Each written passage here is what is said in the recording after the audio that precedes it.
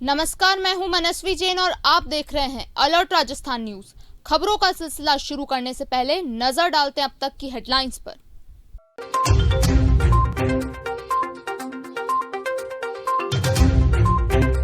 टीका लगने से 2.5 साल की बच्ची की हुई मौत।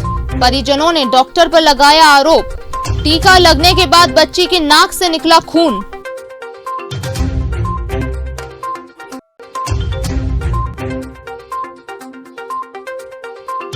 पंचायत समिति की साधारण सभा की बैठक में हुआ हंगामा। बैठक में महिला उप प्रधान की जगह बैठे प्रधानपति। सदस्यों ने जताया विरोध।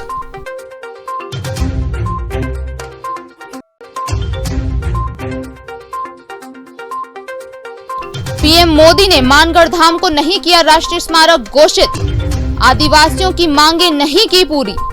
कांग्रेसियों की ओर से होगा प्रदेश भर में धरना प्रदर्शन।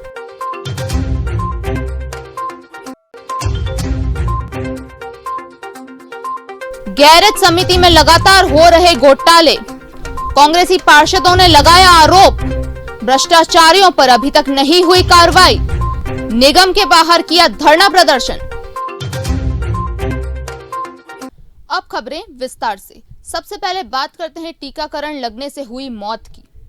उदयपुर में एमबी हॉस्पिटल के बाल चिकित्सालय में बुधवार को 2.5 साल की बच्ची के टीकाकरण के बाद मौत का मामला सामने आया है। दिवाली निवासी लाल सिंह चौहान अपनी बेटी को 3 माह में होने वाले टीकाकरण के लिए बाल चिकित्सालय लेकर आए थे। टीका लगने के बाद जब वे वापस लौटकर घर पहुंचे तो देखा कि बच्ची की नाक से खून बह रहा था। ये देख परिवार के होश उड़ गए। परिवार तुरंत बच्ची को बाल चिकित्सालय लेकर पहुंचा, जहां डॉक्टर द्वारा जांच करने पर बच्ची को मृत घोषित कर दिया गया। पूरे मामले में परिवार ने डॉक्टर्स पर लापरवाही का आरोप लगाया है। परिजन मेडिकल बोर्ड से बच्ची का पोस्टमार्टम कराने की मांग पर अड़ गए। डॉक्टर से भी परिजन की बहस हुई तो मौके पर हॉस्पिटल अधीक्षक डॉक्टर RL सुमन पहुंचे। उन्होंने पूरे मामले की जानकारी ली। हालांकि हॉस्पिटल में फिलहाल टीकाकरण रोका नहीं गया है। जिस बच्ची के टीका लगने के बाद मौत हुई, उस बच्ची के साथ ही इसी उम्र में 5 और बच्चों को भी सेम टाइम टीका लगाया गया था। अब उन बच्चों को घर से वापस हॉस्पिटल बुलवाया गया है। उन्हें डॉक्टर्स की निगरानी में रखा गया है। हालांकि ये बच्चे अभी स्वस्थ बताए जा रहे हैं।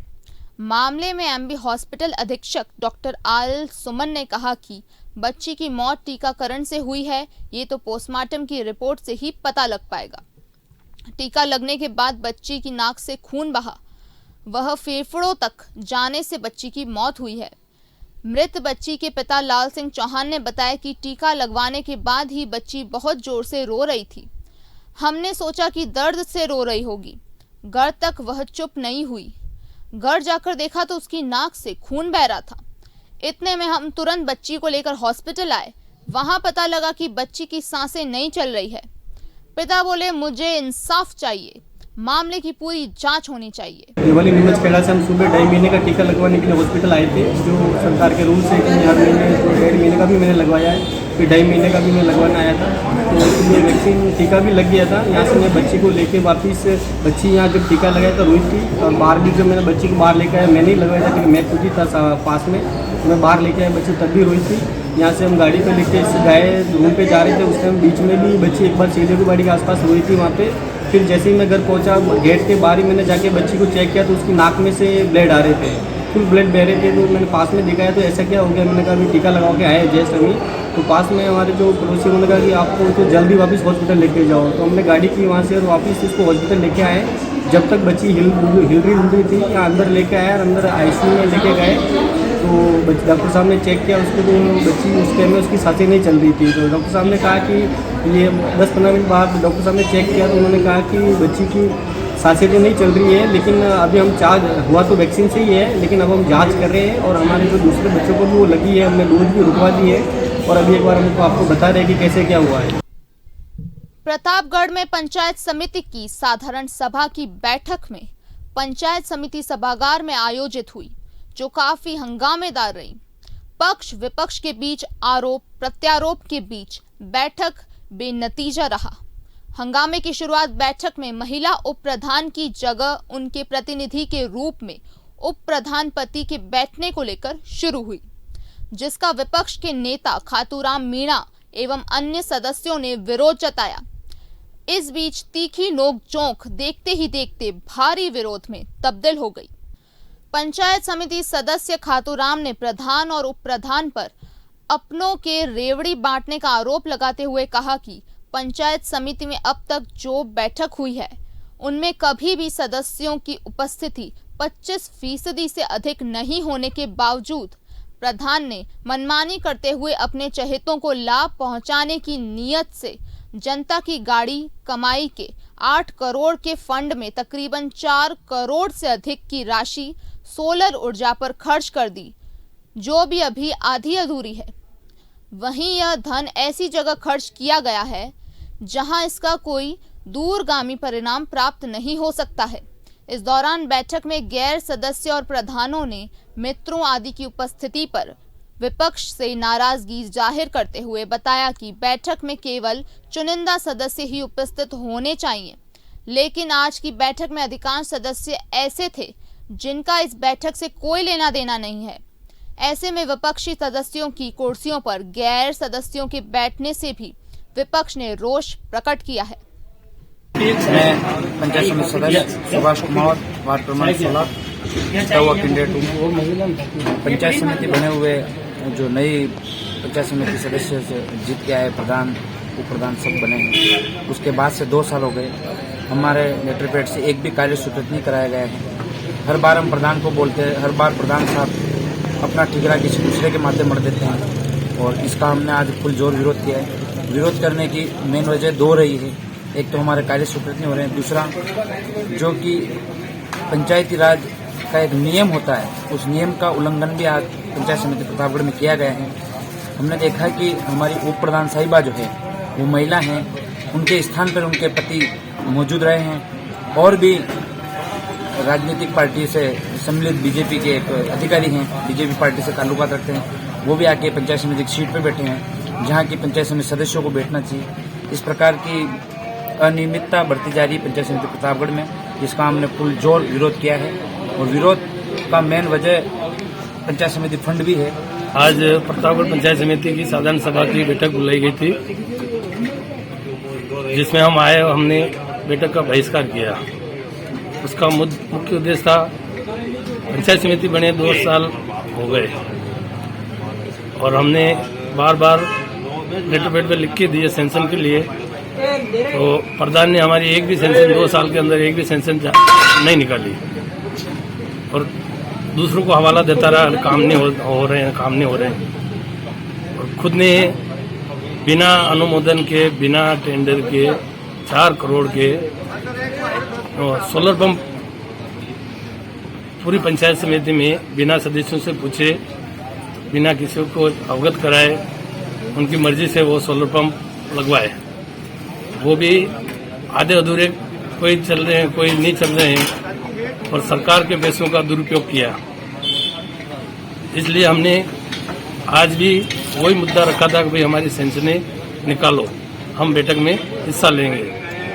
तो हमको आश्वासन दे दिया कि भाई तुम्हारी सेंशनें हो जाएगी, बैठक में बैठो। इसलिए हमने बैठक में हिस्सा नहीं लिया और हमने बैठक का बहिष्कार किया। मानगढ़ धाम को राष्ट्रीय स्मारक घोषित करने को लेकर विशाल धरना प्रदर्शन करेंगे। दरअसल मंगलवार को पीएम नरेंद्र मोदी बांसवाड़ा के मानगढ़ धाम आए थे। पीएम मोदी ने समस्त आदिवासियों की मानगढ़ धाम को राष्ट्रीय स्मारक घोषित करने की बहुप्रतीक्षित मांग को पूरी होने की उम्मीद थी, लेकिन मोदी द्वारा किसी प्रकार की घोषणा नहीं हुई, जिस पर बुधवार को कांग्रेस के स्टीयरिंग कमेटी के सदस्य और पूर्व सांसद रघुवीर मीणा सहित शास्त्री सर्कल स्थित होटल कजरी में प्रेस वार्ता की गई। मीणा ने मानगढ़ धाम को राष्ट्रीय स्मारक घोषित करने को लेकर विशाल धरना प्रदर्शन की बात कही। मीणा ने बताया कि प्रधानमंत्री नरेंद्र मोदी ने मानगढ़ को राष्ट्रीय स्मारक का दर्जा नहीं दिया है, जिससे आदिवासियों सहित प्रदेश वासियों को ठेस पहुंची है। मीणा ने बताया कि प्रदेश में मुख्यमंत्री गहलोत 2 बार प्रधानमंत्री को राष्ट्रीय स्मारक घोषित करने की मांग को लेकर चिट्ठी भी लिख चुके हैं। ऐसे में मानगढ़ को राष्ट्रीय स्मारक घोषित नहीं करने से सभी निराश हैं। मीणा ने बताया कि मानगढ़ में हजारों आदिवासियों ने देश की आजादी के लिए अपने प्राणों की आहुति दी थी। ऐसे में मानगढ़ को राष्ट्रीय स्मारक घोषित करने से आने वाली पीढ़ी को शहीदों की गाथाओं की जानकारी भी मिलती। मीणा ने कहा कि ऐसे में अब आदिवासियों के हित के लिए और शहीदों के सम्मान के लिए प्रदेश भर में जिला, तहसील, उपखंड, पंचायत स्तर पर विशाल धरना प्रदर्शन किया जाएगा। कल हमारे देश के प्रधानमंत्री जी मानगढ़ धाम जो बांसवाड़ा में स्थित है, जो गुजरात, राजस्थान, मध्य प्रदेश तीनों राज्यों के बॉर्डर पे पड़ता है, वहाँ लाखों आदिवासियों की भावनाएं जुड़ी हुई हैं और वहाँ 1913 में अंग्रेज़ों की गोलियों से 1500 से ज़्यादा आदिवासी मारे गए थे, शहीद हुए थे, जिसमें बच्चे, महिलाएं, पुरुष सभी थे। तो कल प्रधानमंत्री जी आए थे तो ऐसा लग रहा था कि मानगढ़ धाम को राष्ट्रीय स्मारक घोषित करके जाएंगे। उनके हाव भाव, उनके नेताओं के हाव भाव और तैयारी इसी तरह की लग रही थी कि इतने दिन गुजरात के चुनावों की घोषणा इसलिए नहीं हो रही है कि मानगढ़ धाम पे आके नरेंद्र मोदी जी राष्ट्रीय स्मारक मानगढ़ धाम को घोषित करके जाएंगे और उसके बाद चुनाव की घोषणा हो जाएगी। परंतु आशा भरी आदिवासियों ने बहुत आशा भरी निगाहों को देखा, सुना और ऐसा लग रहा था कि भी आज मोदी जी घोषणा करके जाएंगे। परंतु मोदी जी ने इधर उधर की बातें की, इस तरह से आके चले गए जैसे कोई पिकनिक पे आए हों और घूमने के लिए आए हों। इस तरह से बिना कोई बात किए हुए चले गए वो, और हमें आशा थी, उस आशा को निराशा में सबने महसूस किया और लाखों आदिवासियों की भावना को आहत हुआ है। उदयपुर शहर जिला कांग्रेस कमेटी, शहर जिला कांग्रेस सेवा दल एवं कांग्रेसी पार्षदों के संयुक्त तत्वाधान में बुधवार को टाउन हॉल स्थित नगर निगम परिसर में धरना प्रदर्शन किया गया। शहर जिला कांग्रेस के निवर्तमान जिला अध्यक्ष गोपाल कृष्ण शर्मा ने बताया कि नगर निगम मेले के दौरान महापुरुषों की तस्वीरें कचरे के ढेर में मिली थी, जिससे समस्त मेवाड़ वासियों की भावनाएं आहत हुई हैं, जिस पर कांग्रेस सेवा दल और कांग्रेस पार्षदों ने ज्ञापन भी सौंपा, लेकिन अभी तक उन पर कोई कार्रवाई नहीं हुई है। शर्मा ने बताया कि उपायुक्त ने सोमवार तक उचित कार्रवाई का आश्वासन दिया था, लेकिन मेले में गैर जिम्मेदारान रवैया अपनाने से लोगों ने अभी तक कोई कार्रवाई नहीं की है। साथ ही यूआईटी द्वारा नगर निगम को दिए गए 272 प्लॉट के मामले का अभी तक निस्तारण नहीं किया गया है। शर्मा ने बताया कि नगर निगम भ्रष्ट अधिकारियों का बचाव कर रही है। इतना बड़ा घोटाला होने के बावजूद अभी तक भ्रष्ट अधिकारियों पर कोई कार्रवाई नहीं की गई है। गैराज समिति में भी लगातार घोटाले सामने आ रहे हैं। साथ ही शहर में अवैध निर्माण को बढ़ावा दिया जा रहा है। इन सभी मांगों को लेकर गुरुवार को कांग्रेसियों ने निगम परिसर में विरोध प्रदर्शन किया। ये अंधभक्तों का बोर्ड है। सिर्फ इनको सावन के गधे की तरह एक ही इंसान नज़र आता है और उसी की सेवा पूजा, उसी की अर्चना में लगे रहते हैं। इनको ये भी नहीं पता कि जिसकी बदौलत ये आज सत्ता में आए हैं, जिनके आदर्शों की पालना करके हम आज यहाँ तक पहुँचे हैं, चाहे वो महाराणा प्रताप हो, मीराबाई हो या और भी हमारे आदर्श पुरुष हो, उनका अपमान करके जिस तरह से इन्होंने इस मेले में अपमान किया है वो बहुत ही निंदनीय है। नगर निगम के सभी पार्षद इसका घोर निंदा करते हैं। हम कांग्रेस पार्टी के सभी कार्यकर्ता इसकी घोर निंदा करते हैं और इसके ऊपर जो त्वरित कार्रवाई होनी चाहिए वो न करके वो लिपापोती करके और अपने वो कहते हैं ना, अपने माँ को कौन डाकन के, तो ये डाकन को पकड़ने और बचाने के लगे हुए हैं। इनको इसके ऊपर तुरंत कार्रवाई करनी चाहिए। शहर जिला कांग्रेस कमेटी, पार्षदगण और सेवा दल के तत्वावधान में नगर निगम में आज तक जो भी घोटाले हुए, निगम की सरकार सोई हुई है और निगम में अभी हाल ही में मेला हुआ था, उसके अंदर जो महाराणा प्रताप का जो अपमान हुआ था, मीराबाई का जो अपमान हुआ था, उसके लिए हमने 3 दिन पहले ज्ञापन दिया था। सहायक आयुक्त महोदय को ज्ञापन दिया। हमने यही मांग की थी कि जिन टेंट व्यवसायी और जो निगम के मेला संयोजक थे उन पर कार्रवाई होनी चाहिए, लेकिन निगम द्वारा कोई जू नहीं रेंग रही है।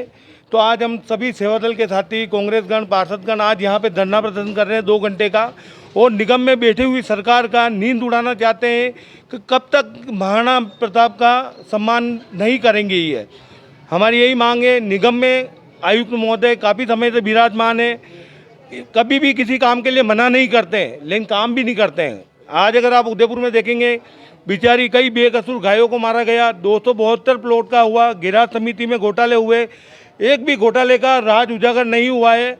उदयपुर में अवैध निर्माण को नगर निगम बढ़ावा दे रहा है। आज गरीब आदमी मकान नहीं बना सकता है, लेकिन आयुक्त महोदय गरीबों को वो नोटिस दे के मकान तोड़ देते हैं, लेकिन बड़े जो रसूखदार हैं उनको नोटिस देने के अलावा कुछ भी नहीं करते हैं, और निगम के अधिकारी सोए हुए हैं। आज उसको जगाने के लिए हमने धरना प्रदर्शन किया है।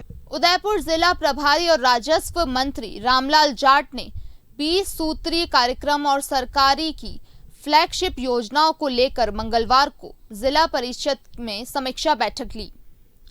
उन्होंने चिकित्सा अधिकारियों को कहा कि चिरंजीवी स्वास्थ्य बीमा योजना में अगर तकनीकी या फिर अन्य तरह की कोई कमी नजर आती है तो उसे तुरंत दूर करें। कोई पात्र लाभार्थी योजना से वंचित नहीं होना चाहिए। उन्होंने निजी चिकित्सालयों की मनमानी पर भी शिकंजा कसने के निर्देश देते हुए कहा कि अगर कोई निजी चिकित्सालय नियम विरुद्ध काम कर रहा है उस पर कार्रवाई की जाएगी। प्रभारी मंत्री ने कन्यादान योजना, पालनहार योजना, कृषि प्रसंस्करण नीति और निःशुल्क दवा योजना आदि की प्रगति रिपोर्ट देखी। जिन योजनाओं में प्रगति कमजोर थी उन अधिकारियों को रिपोर्ट सुधारने के निर्देश दिए। बैठक में कलेक्टर ताराचंद मीना, जिला परिषद CEO Mayank Manish, CDM OP बुनकर सहित विभिन्न विभागों के प्रमुख अधिकारी मौजूद थे। उदयपुर शहर के महाकालेश्वर रोड पर सोमवार सुबह मां कालेश्वर मंदिर के दर्शन करने जा रहे वृद्ध को ऑटो ने चपेट में ले लिया, जिससे वृद्ध की आज बुधवार को इलाज के दौरान मौत हो गई। जानकारी के अनुसार कानपुर निवासी रमेश चंद्र टेलर सुबह 5 बजे घर से महाकालेश्वर मंदिर में दर्शन के लिए निकले और महाकालेश्वर मंदिर के सामने की रोड क्रॉस करते समय तेज गति से आ रहे ऑटो ने उन्हें चपेट में ले लिया, जिससे वृद्ध गंभीर रूप से घायल हो गए। आसपास के लोगों और राहगीरों ने उन्हें एमबी अस्पताल में इलाज के लिए भर्ती कराया, जहां इलाज के दौरान उन्होंने दम तोड़ दिया। परिजनों की ओर से दी गई रिपोर्ट पर पुलिस ने मामला दर्ज कर शव का पोस्टमार्टम करवाकर शव परिजनों को सौंपा। उदयपुर के आरएनटी सभागार में आजीविका परियोजनाएं और स्वयं सहायता समूह की जिला स्तरीय अवमुखीकरण कार्यालय का आयोजन बुधवार को किया गया। अनिल पहाड़िया ने कार्यक्रम की जानकारी देते हुए ने बताया कि आजीविका परियोजनाएं और स्वयं सहायता समूह की state mission director Manju Rajpal के निर्देश पर इस संभागीय स्तर कार्यशाला का आयोजन किया गया। कार्यशाला में संभाग के सभी जिलों के सीईओ और बीडीओ उपस्थित रहे। कार्यशाला का प्रमुख उद्देश्य महिलाओं को आजीविका परियोजनाओं के तहत चल रही विभिन्न योजनाओं की जानकारी देना है। इस मिशन के तहत विभिन्न वर्ग और जाति की गरीब महिलाएं स्वयं सहायता समूह और उनके संघों से शामिल होती हैं, जो अपने सदस्यों को उनकी आय और आजीविका की गुणवत्ता बढ़ाने के लिए वित्तीय, आर्थिक और सामाजिक विकास सेवाएं प्रदान की जाएगी। चलते चलते नजर डालते हैं अब तक की हेडलाइंस पर।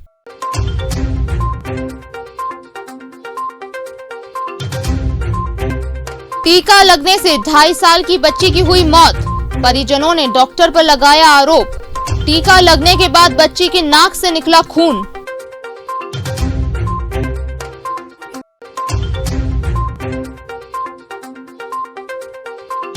पंचायत समिति की साधारण सभा की बैठक में हुआ हंगामा।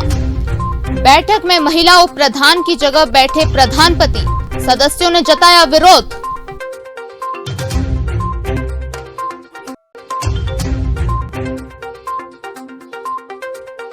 पीएम मोदी ने मानगढ़ धाम को नहीं किया राष्ट्रीय स्मारक घोषित, आदिवासियों की मांगे नहीं की पूरी। कांग्रेसियों की ओर से होगा प्रदेश भर में धरना प्रदर्शन।